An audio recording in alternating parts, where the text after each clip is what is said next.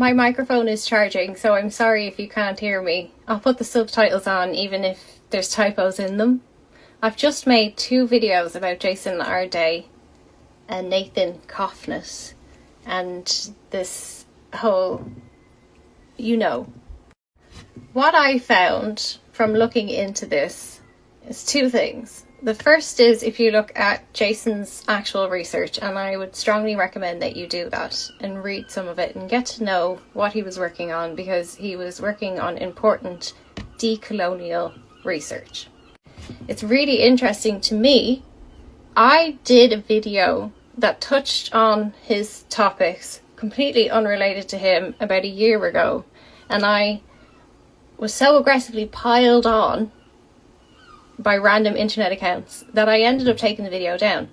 Not because there was anything wrong with it, but I still wanted to give myself the opportunity to go through the academic sourcing and make sure that there wasn't anything wrong with it because of the way people were responding. It was insane. That video that I did was about education. Jason Arday's work is about education. Jason Arday studied how the British education system reproduces racial inequality. In 2025, he wrote, "The roots to intellectual authority in a prior colonial empire, continued racialized geopolitical inequalities in the academic staff composition and employment conditions of UK universities." In 2023, he wrote, "We'll see things they'll never see. Sociological reflections on race, neurodiversity, and higher education." In 2022, he wrote, "More to prove and more to lose. Race, racism, and precarious employment in higher education." In 2022, he wrote, "Same storm, different boats. The impact of COVID-19 on Black students and academic staff in UK and US higher education." Also in 2022, this is the year he started to teach at Cambridge, he wrote, "No one can see me cry, understanding mental health issues for Black and minority ethnic staff in higher education." Over a decade of citations, the through line is very, very clear. Jason Arday researched how colonial and racial power controls entry, employment, legitimacy, mental health, and even survival inside British education. When you look at his body of work, there is a clear institutional motive to discredit him. He was asking questions like who receives research funding, who becomes a professor, whose knowledge counts, who gets attacked for plagiarism, how are Black academics routinely pushed into insecure employment, and how this racism is damaging their mental health. On the 21st of July 2026, Nathan Cofnas used his Substack to publish allegations against Professor Jason Arday. He called Arday's appointment DEI ideology and told the Times that Arday was not smart enough to be a Cambridge professor. He claimed that Arday's PhD thesis, which was done in 2015 in Liverpool John Moores University. And Liverpool John Moores University have investigated and concluded that he did not plagiarise any work. I may have slightly plagiarised a little bit of my 2016 master's thesis. There you go. Even if that's true, would you fucking get over it? It's a master's thesis from 10 years ago. If you asked my university, they would probably say Alison's cheated off everyone and stole out of the canteen. His university says he did not plagiarise at all. That's more than the Dublin Institute of Technology would probably do for me. On top of that, if you follow my friend Abby Heffer, you will have seen her very important video over the weekend pointing at the hypocrisy of this, the level of academic fraud at Cambridge University. She points to an investigation done recently by the Byline Times that exposed the university for allowing Peter Thiel to influence chair selection and academic procurement. I have a list of Cambridge still in post professors who were caught cheating, plagiarising off their students. Apparently, any old billionaire can simply buy a research appointment at this university. And Nathan Cofnas, whatever himself, who is doing eugenics, this is racism, sugar-coated as research, paid for by Unilever. In case you have forgotten, Unilever's history in Africa was grossly violent. Their company in the Belgian Congo used forced labour. They would cut your hand off if you didn't meet their quotas. Their recruiters threatened people. Chiefs were paid for supplying workers, and when men fled, the company and their colonial agents would seize the women, the children, and the cattle instead. That palm oil fed Unilever.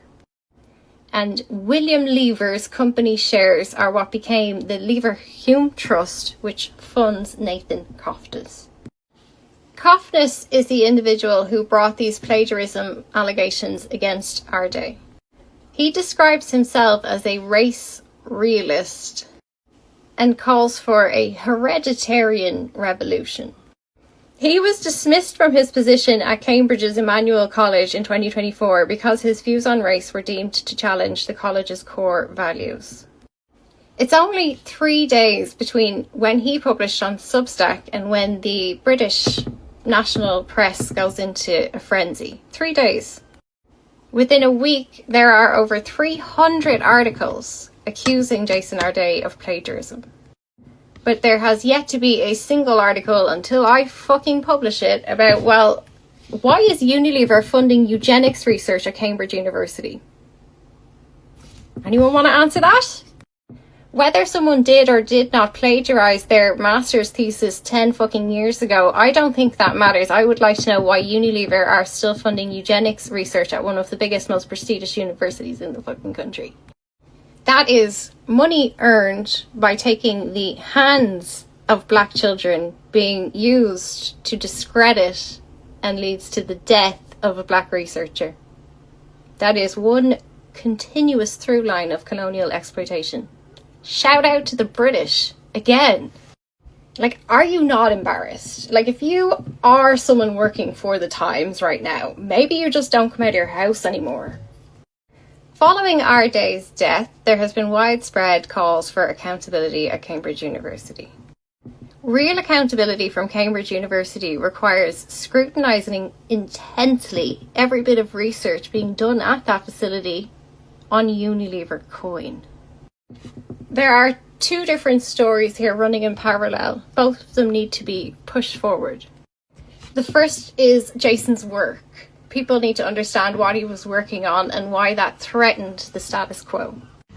The tragedy is not just that Jason died, it's that he spent his career meticulously mapping the machinery that killed him. And then that machinery was turned on him with lethal precision.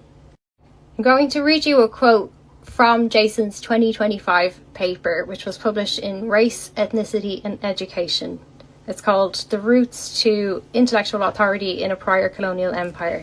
He said, 2 problematics are exposed and explored within this paper which currently undermine the United Kingdom's international commitments to address racial inequality and injustice. 1. The routes to national, regional and international intellectual authority via the academic profession, particularly the assigned leadership positions of full professor or chair. And 2, the effects of disconscious data literacy, which is out of step with international mechanisms and agendas to combat racism and xenophobia. In plain terms, British universities say they care about fighting racism.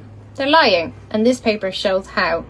White people still decide who becomes a professor, and then the people in charge either don't see the racism right in front of them or they just don't want to see it. Meanwhile, the UK government makes pretty speeches about equality while the system has stayed the same. More people need to read this research, and more people need to translate it into plain terms and make it accessible for even more people. But that's only one side of this story. Remembering Jason, making sure that his work is carried on and that people understand it and that they understand it as a threat to power and that they keep attacking that power.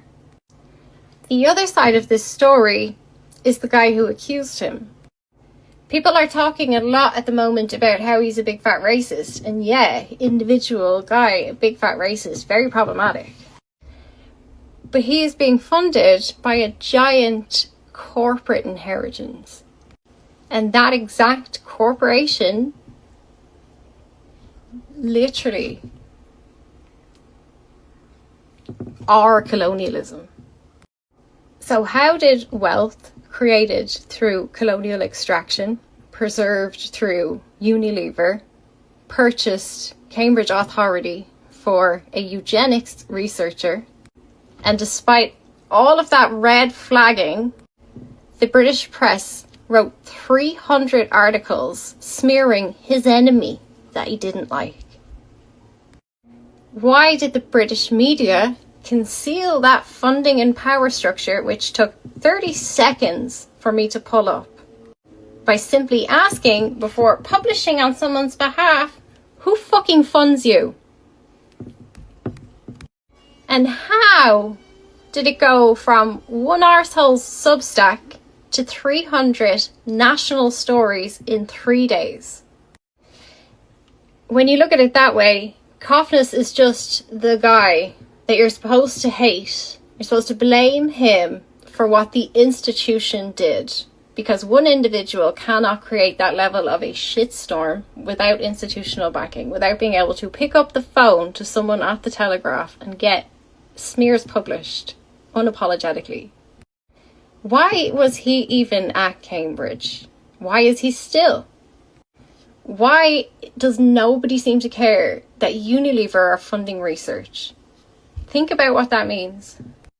The people who called Jason a fraud, the media that called him a diversity poster boy, the weird little eugenics kid who's proud of being a race realist, and the funding body of colonial money behind all of that. This is literally what Jason was studying and exposing. To remember Jason correctly is to continue the work of exposing the system that killed him.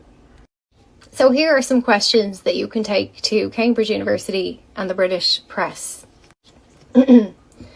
For Cambridge University, on Nathan Cofnas, why did you hire a researcher that had already built his career on racist rhetoric and eugenics, including publishing with the eugenics think tank? Why did you give him a 3-year fellowship and a Cambridge address, and then the authority to supervise and examine your students? Nathan Cofnas was not a blank slate when you appointed him in 2022. He had already published with the Ulster Institute of Social Research, which was founded by Richard Lynn, a self-described scientific racist who wrote that poor people should not be encouraged to breed. He had already defended race realism in academic journals before you appointed him. His first book was published by a eugenicist think tank. You knew exactly who this man was. You hired him anyway. Then your own investigation found that Cofnas' blog could encourage or incite others to discriminate against black students and staff, and was capable of creating a hostile environment. Why did you clear him of all charges and let him keep his position, his salary, and his platform?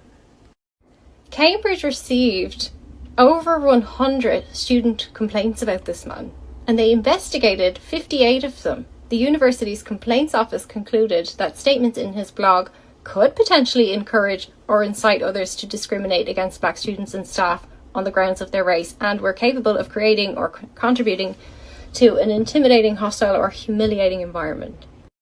Apparently, that Cambridge found as free speech.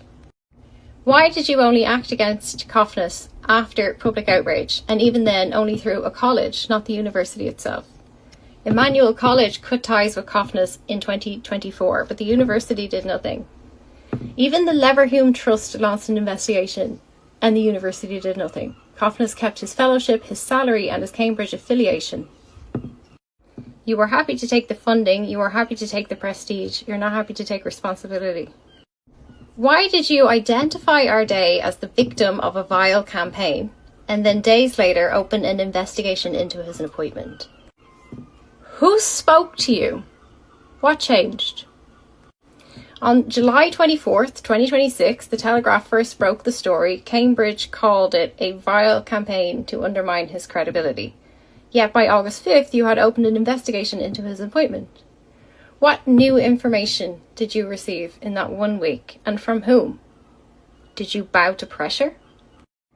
Why did you waste resource creating a robust mental health and harassment policy for Jason, but never do anything to stop the named and funded researcher who was targeting him in the first place? Who was the Cambridge faculty member who handed Jason Arday's file to Nathan Cofnas, a known race realist who had already been dismissed for his views on racism? And why have you not named, investigated, or disciplined that person? Why did you allow a researcher who had called for a hereditarian revolution and argued that black people should disappear from all high-profile positions? Number one, examine students, mark papers, represent your institution, and number two, make defamatory claims of plagiarism against your staff.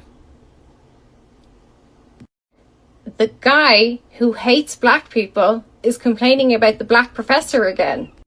Cambridge University reacts, we better investigate the black professor.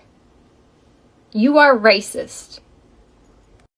This man had published books that said black professors at Harvard would reach zero and black people would disappear from all high-profile positions outside of sport and entertainment.